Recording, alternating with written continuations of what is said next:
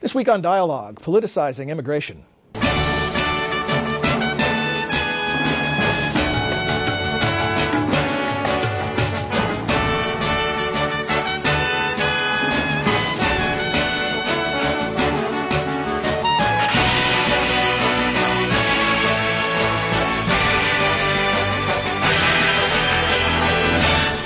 Welcome to the Woodrow Wilson Center in Washington, D.C. I'm John Molesky. Each week, Dialogue explores the world of ideas and issues in international affairs, history, and culture. Our guest this week is Wilson Center fellow Karthick Ramakrishnan. Karthick is an associate professor of political science at the University of California, Riverside. He's working on a book about the growing political nature of the immigration debate, particularly looking at how that nature and tone has changed at the local and state levels. And that's what we're going to be talking about today. Karthick, welcome to Dialogue. Thank you for having me. I want to start off with the origins of your interest in immigration. When did this become the issue that was going to compel you to write a book? Right. I mean, I've been interested in immigration ever since graduate school. So I myself am an immigrant. I moved to the United States when I was 10 years old. And I think what interested me about immigration politics and immigration policy was in the mid-1990s. You had legislation in California with Proposition 187 in 1994. That was the first kind of significant attempt at the state level to tackle this issue of illegal immigration. And then at the national level in 1996, the federal government took on this issue legislatively, and Congress passed a bill that Bill Clinton signed. So those laws really stuck in my mind as important. So when I was starting graduate school, I knew that I wanted to do something related to immigration because it was such a hot issue back then, and fortunately or unfortunately, it's remained a significant issue ever since. Depending on what part of the country you're in, and maybe what part of the world you've traveled here from, this can be a pretty hostile environment right now for immigrants. What was your personal experience as an immigrant? You know, my experience was because I moved when I was relatively young. You're shielded by from a lot of the realities? I was shielded by, but some of the kinds of, we think of assimilation as such a kind of neutral and bland term. But part of assimilation means being made fun of when you're different. Right. So I certainly had an accent when I came here. My English was really good. It was, some people would say, some Indians or British people would say it was better English than the American Queen's English. Right, it was the Queen's English. But I certainly had a thick accent when I moved here, and that changed pretty quickly. And when you're in elementary school and middle school, vulnerable years to criticism. Right. So you learn to change and adapt quite quickly. But one thing I also became interested in, being relatively new to this country at an early age, our entire family was interested in learning about the political system. So while other families might watch football games or basketball games on the weekend, every Sunday morning we watched the Sunday morning talk shows, including This Week with David Brinkley and Meet the Press. And so that was part of our political formation, but even our introduction to what life in America is like. It was very much attuned to current affairs and politics. Well, thank you for sharing those personal insights. Now I want to shift gears to your research and your professional work in regards to immigration. So the project suggests that there was a time when it was less political, if it's becoming more political now. So the question is, when was that time in U.S. history? Well, when you're talking about immigration policy, since it involves legislation, politics is always there, but it's a different kind of politics that you've had in the past decade than before that. So if you think back to the other major instances of immigration reform in the recent period, 1986 would come up, and that was the Immigration Reform and Control Act. And that bill was signed by Republican President Ronald Reagan. It's important to remember that. But what it did was it implemented what is widely characterized as the largest amnesty that the United States has passed. That law was supported by a significant proportion of Republicans and Democrats in Congress. And Reagan signed it, and it basically gave a path to citizenship for millions of immigrants, many of them from Latin America, but some from other countries as well. But it also tried to implement sanctions, penalties on employers. Now, the knock on that law was that those sanctions were never had any teeth, never had much enforcement authority behind it. And so you continued to see a rise in the illegal immigrant or undocumented immigrant population after that law was signed into the books. Fast forward to 1996. This time you have a Democrat as president, Bill Clinton, with a split Congress. And actually, was it a split Congress? I need to think. That year, it became one because that was the Republican Revolution with Newt Gingrich became Speaker. Right. So you had a Republican Congress that wanted to propose restrictive legislation. Now you just had this development in California in 1994, where you had this proposition that sought to deny certain kinds of welfare and other government benefits to illegal immigrants, and that was very popular in California.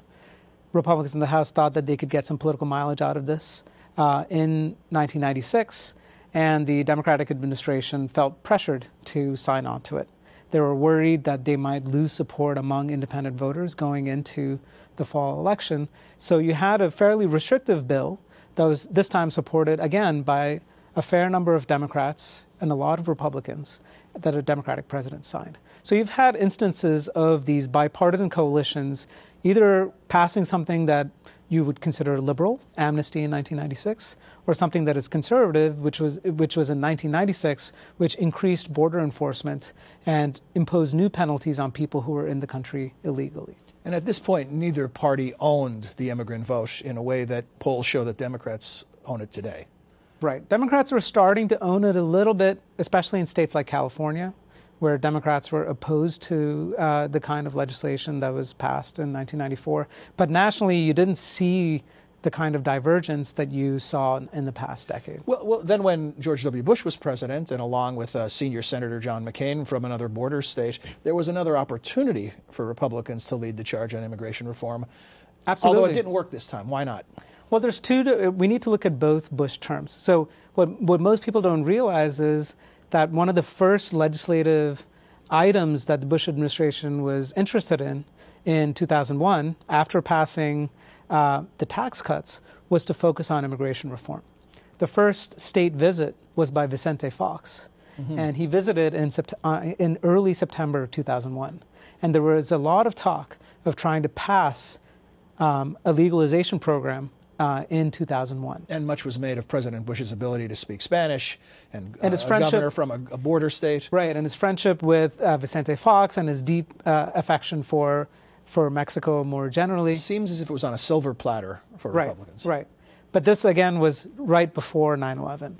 After 9/11 occurred, all the attention towards immigration reform got shifted to the side because there was a lot of attention paid towards national security. But one thing that's important to note is that even as Vicente Fox was visiting and before 9/11, you had particular elements within the Republican Party, and especially in the case of Congressman Tom Tancredo, a Republican from Colorado, who publicly opposed the administration on this issue that they cared deeply about. So in many ways, Tancredo is a precursor to the Tea Party in 2008. In some ways, you could think of him as the original Tea Partier. He was willing to go in front of TV cameras. He wrote a book on and radio. went on the book tour about this. Right. So he vehemently opposed these plans for legalization by the Bush administration. Before McCain, you actually had Sam Brownback of Kansas and Ted Kennedy who were trying to propose this. And Tancredo was not fearful of publicly opposing the White House. And what happened after 9/11 was that Tancredo's hand got strengthened. You had a lot of people who were genuinely concerned about national security, and so the talk shifted from terrorism to border security more generally. So the border was not just a place that you worried about in terms of drug smuggling or people crossing the border illegally.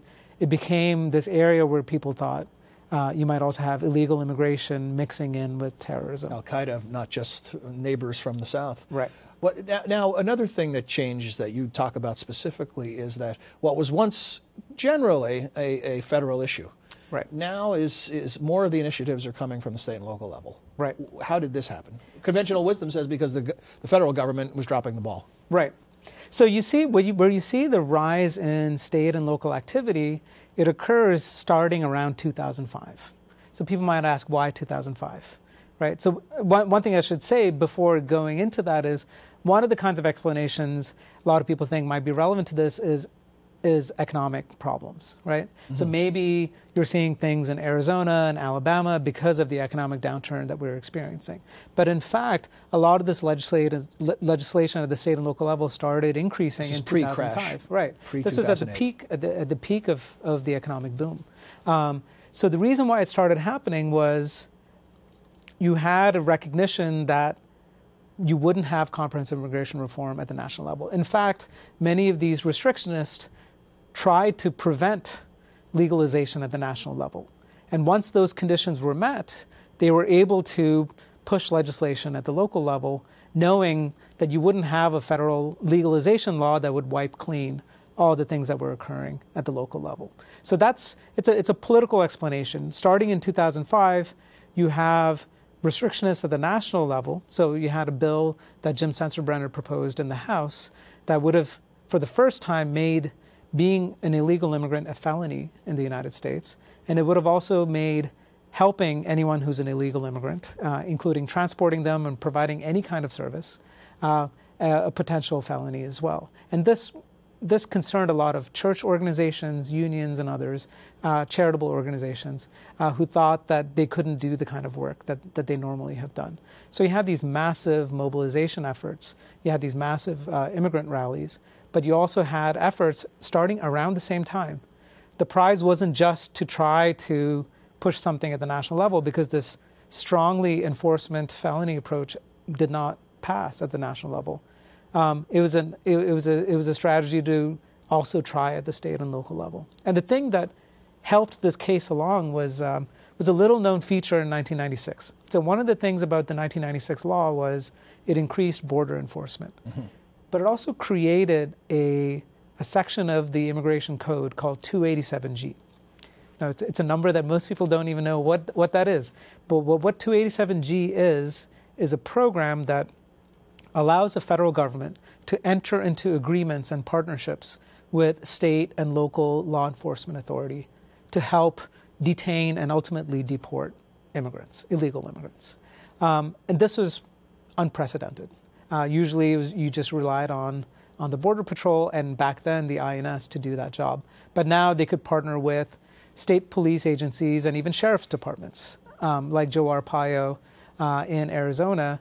He was under a 287G agreement that allowed him to work in partnership with the federal government. So you had jurisdictions in various parts of the United States that were starting to get involved in immigration enforcement. So there was a sense that there was more and more of a role that these areas could play.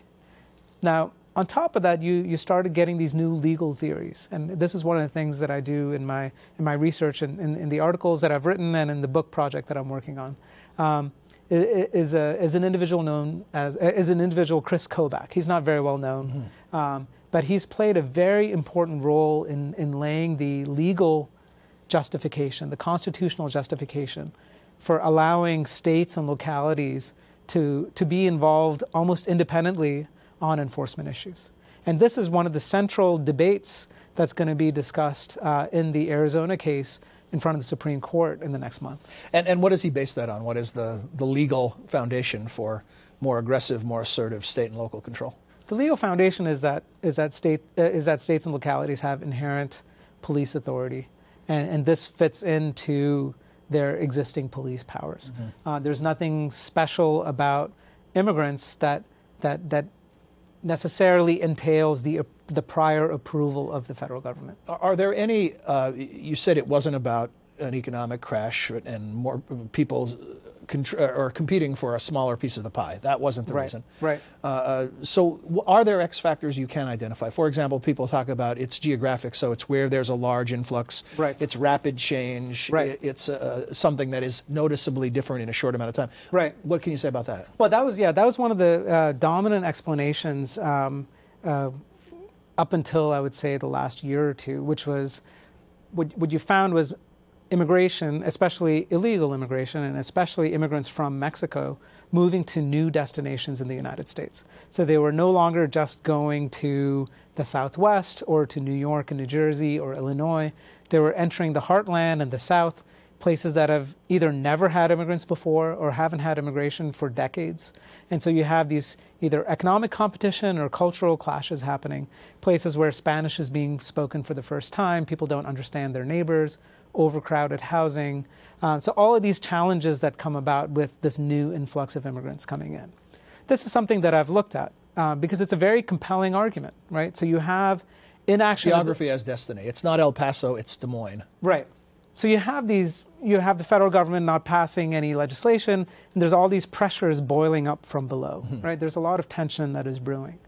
Well, if that's the case, you would see hundreds of places trying to pass these restrictive ordinances. But what I've found is that out of the 25,000 or so municipalities in the United States, only about 100 of them have tried to do something about it. So demographic change is not destiny. It's not inevitable that just because you have change that is happening, that you're going to get these attempts at passing restrictive measures. Then is there a pattern, or is this random? In other words, those 100 or so places that have come up with more restrictive approaches, is there any tie that binds those together? The pattern that I have found, both at the local level and at the state level, so one thing that's also important to note is that in addition to these local ordinances that have been popping up, far more frequent are the proportion of states that have been trying to propose this. One common feature to all of this is how Republican the area is. And what that means to me, and what I show in the book, is that places that are solidly Republican provide very fertile political ground to get something passed. So, and it doesn't matter if there's demographic change or not. So you have a series of towns in central Pennsylvania that have almost no immigrants in them and very little change in the proportion of immigrants over time, but that have tough immigration laws? That have considered it. Some of them have passed tough immigration laws. I'll also show the example of states like Mississippi, where until this year, you've had various attempts to try to pass restrictive measures, and they've failed because you've had the House, the Assembly that's been controlled by Democrats, and they've always stopped these measures. This year, it's become solidly Republican, and all of the forecasts say that these restrictive laws are probably gonna pass with the governor's signature, who's a Republican. Now, is the newness of immigration a factor in Mississippi? One could argue that you have had a significant proportional increase between 2000 and 2010, but it's gone from about 1% of the population in Mississippi to 2% of the population in Mississippi. So this is not some massive flood of immigration coming into Mississippi. What about, though, now the post-2008 fiscal pressures, that these locales are experiencing? Hard hit, high unemployment. Is that now a factor in this reaction to immigration? Well, one thing that's important to look at is public opinion on immigration, but also the economy more generally. And what is surprising is that during this economic downturn, where you've had the kind of high levels of unemployment and persistent unemployment, you would think that immigration would be a top issue. And we've been able to track this over time. The Gallup organization asks, what is the most important issue facing the United States? It also asks questions about whether the amount of immigration should be increased, decreased, or stay the same. And on both of these measures, you actually don't see that much of an uptick in restrictive sentiment during the economic downturn, the way that you saw in 1991. Or certainly not among the rank and file who are polled, but you do see it among political leadership. You see much sharper divergence among the leaders and also among party activists. So the group of individuals that cares intensely about immigration and they will vote based on immigration are Republican Party activists and base voters. So that's something that you've seen, you saw in 2008 during the Republican primaries, where John McCain was a moderate who had favored legalization programs, who opposed the construction of a border fence. All of a sudden in 2008, because he's trying to win the Republican primary, feels like he needs to walk back much of his support for those earlier provisions. And by 2010, when he faces an even stronger challenge in his run for re-election for the U.S. Senate, he says that he fully supports the building of a border fence. And you see that now in 2012 during the Republican primaries. Someone like Mitt Romney, who would like to present a fairly moderate stance on issues like immigration, feels like in order to draw support from Republican-based voters, needs to needs to at least show his more conservative credentials on that issue. So your research, does it indicate a deeper reason than why Republican base voters seem more attracted to harsher positions, or more restrictive is probably a less pejorative term, more restrictive approaches to immigration? Well, it's a little bit of a catch-22. So you have some leaders who realize that they can make some political hay out of immigration. And this could either be people that are trying to challenge incumbents in primaries. So you saw this in the case of McCain's challenger in 2010, where he ran against McCain on immigration as almost as a single issue. So you have ambitious politicians, especially people that are trying to challenge incumbents. You also have people that are running for re-election that are seeking to shore up their support. So leadership plays an important role in trying to gain some political mileage out of this issue. And the reason why it's a catch-22 is that you have immigrant voters, especially Latino voters, that increasingly get turned off by the Republican Party and start moving towards the Democratic Party. So there's more and more unity within the Republican base now on the issue of immigration. You don't have that division in opinion among Republican voters on immigration the way that you might have had in the past. Is there a racist dimension to this? I know that's a tough question, and I know people will be offended that I'm even asking it. Right. But it certainly begs the question. Right. I mean, there's other research that I've done on public opinion that actually shows a pretty nuanced answer to this question. Because if you ask people that hold conservative views or restrictive views on immigration, they'd say it has nothing to do with race. It's about legal status. In fact, in many of these rallies, you'll have these signs that say, "What part of illegal don't you understand?" Mm-hmm. It's all about, it starts and stops with legality and illegality. The research that I've done actually varies the kind of immigrant that people are asked about. So it asks people about legal immigrants, illegal immigrants, and just immigrants without mentioning their legal status. But it also asks about Mexican immigrants, Irish immigrants, and the like. And for each of these groups, we're able to vary whether they're presented someone as a legal Mexican immigrant or an illegal Mexican immigrant, a legal Irish immigrant or an illegal Irish immigrant. So this method is called survey experiments. So we don't present the same person with all of these different options. We give a certain number of people one option, another number of people another option. To see if the options influence. To see if there's a difference between someone who is presented with the example of a Mexican immigrant versus an Irish immigrant for the same policy, or say an illegal Mexican immigrant and an illegal Irish immigrant, right? So if there's a difference between the Mexican and Irish in the illegal condition, then you'd say race matters. People are paying attention to race. What we find is that, in fact, people are making principled choices. The biggest difference is between legal and illegal. So these national origin differences don't matter nearly as much as these principled differences on legal status. So race is less of a factor than an adherence to law and order. Right. So exactly. That's looking at the direct impact. But there is actually a more nuanced finding that we have, which is that when people are paying attention to legal status, they're more likely to police that, if you will, to pay attention to that in the case of Mexican immigrants than Irish immigrants.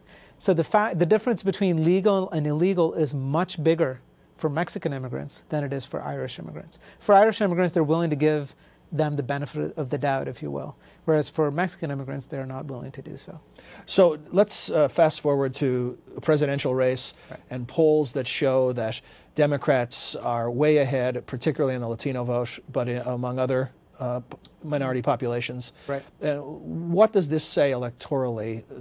Because I'm guessing that if you poll these folks, and it's been done, that a lot of these negative feelings about Republican candidates are tied to these positions on immigration. Right.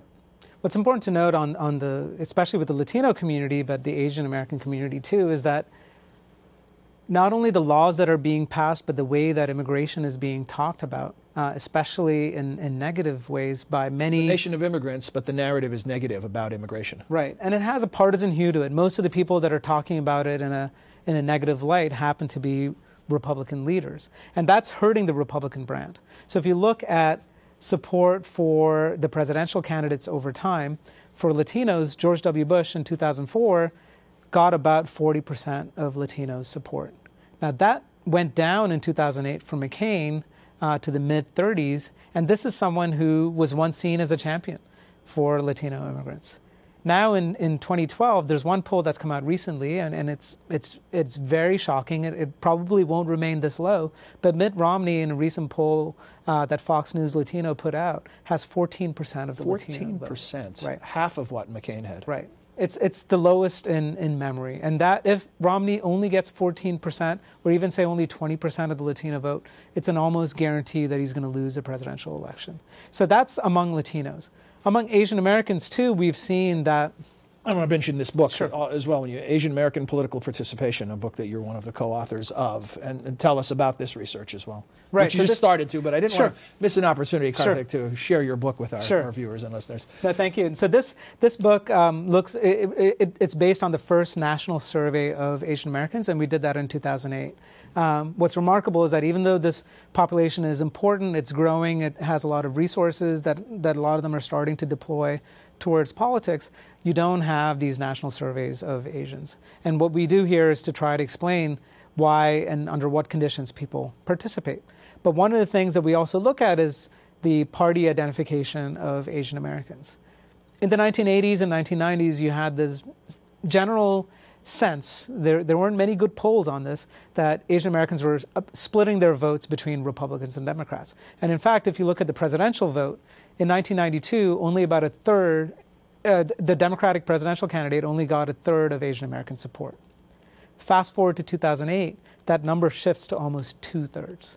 Now that is a very dramatic shift within 2 decades, where Asian Americans have shifted so strongly towards the Democratic presidential candidate and the Democratic Party more generally. And some of the most important factors here are the ways that the parties present themselves on immigration. Well, it's fascinating and dense subject matter. Thank you for helping us sort through it with some nuanced views. This is so central to the character of America, of this nation of immigrants. So we look forward to the book. Great. Thank you. Thanks for joining us. We'll return next week with another edition of Dialogue. Until then, for all of us at the Wilson Center, I'm John Molesky. Thanks for joining us. We'd like to hear from you. Please send your questions or comments to dialogue@wilsoncenter.org. You can also follow us on Facebook. Search Dialogue Radio and Television. Our host Twitter feed is twitter.com/John Milewski. Dialogue is a co-production of the Woodrow Wilson International Center for Scholars and MHZ Networks.